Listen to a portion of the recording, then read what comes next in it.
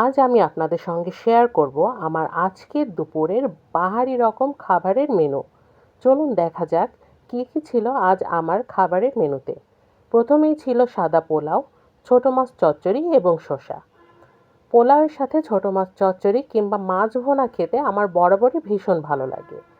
তো আমি পোলাও দিয়ে চচ্চড়িটা খেলাম, আর সাথে মাঝে মধ্যে তো শসা তো খাচ্ছিলামই। এরপর আমার প্লেটে চলে আসলো সর্ষে ইলিশ। এটার কথা আর নাই বা বলি, সর্ষে ইলিশ এমন কোনো বাঙালি নাই যে তার পছন্দ না।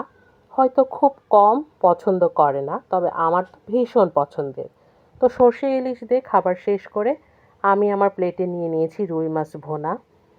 আজ আমি দেখাবো আমার সকল পছন্দের আইটেমগুলা। তো এইগুলা কিন্তু আমার ভীষণ পছন্দের, আর আমি কিন্তু একজন ফিশ লাভার মানুষ। আমি প্রচণ্ড মাছ খেতে পারি, আর আমার মাছ খাওয়ায় কোনো অনীহা নাই। তো আমি পোলাও দিয়ে আমার রুই মাছ ভুনাটা খাওয়া শেষ করলাম। এরপর আমি আর একটু ভাত নিয়ে সাথে নিয়ে নিয়েছি ছোলার ডাল দিয়ে ডিম ভুনা। আর এইভাবে কুসুমটা ভাতের সঙ্গে মেখে খেতে আমার তো দারুণ লাগে। তো এইভাবে খাওয়াটা শেষ করলাম। এরপর আমি আমার প্লেটে নিয়ে নিয়েছি চিকেন রোস্ট। আর চিকেন রোস্টটা ছিল বেশ ঝাল ঝাল, খেতে ছিল দারুণ। রোস্ট হোক সেটা ঝাল কিংবা মিষ্টি, দুইটাই কিন্তু আমার ভীষণ ভালো লাগে। আর এই ঝোলটা দিয়ে মেখে যখন খাচ্ছিলাম, ও খুব অপূর্ব লাগছিল। এখন দেখেই তো আমার জিভে পানি চলে আসছে। তো আমি রোস্ট দিয়ে খাওয়াটা শেষ করে এখন এসে পড়েছে মেন কোর্সে, সেটা হচ্ছে বিফ। দেখুন কত ইয়ামি একটা নলি বলে সম্ভবত এটাকে, সেই মাংসটা আমি নিয়েছি। এবং এই নলিটার মধ্যে কিন্তু সেই মোলায়েম জিনিসটা আছে। বলুন তো সেটা কি, দেখতে পাচ্ছেন?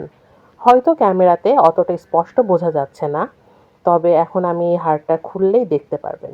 এই যে চলে এসেছে সব থেকে ইয়ামিয়েস্ট খাবার। কি যে ভালো লাগে, মুখে দিলেই মিলিয়ে যায়, যেটা মানে বলে বোঝানো যাবে না, এতটা মজা লাগে। তো একে একে আমি পোলাওয়ের সাথে ঝাল ঝাল গরুর মাংস ভুনাটা খাওয়া শেষ করলাম। এবং শেষে ছিল হালকা পাতলা মসুর ডাল। এই শেষ পাতে যদি একটু মসুর ডাল না হয় না, আসলে খাওয়াটা ঠিক জমে না। তো আলহামদুলিল্লাহ, খুব ভালোভাবে খাওয়াটা শেষ করলাম। আর বাঙালিদের খাবার শেষে কি থাকে বলুন তো?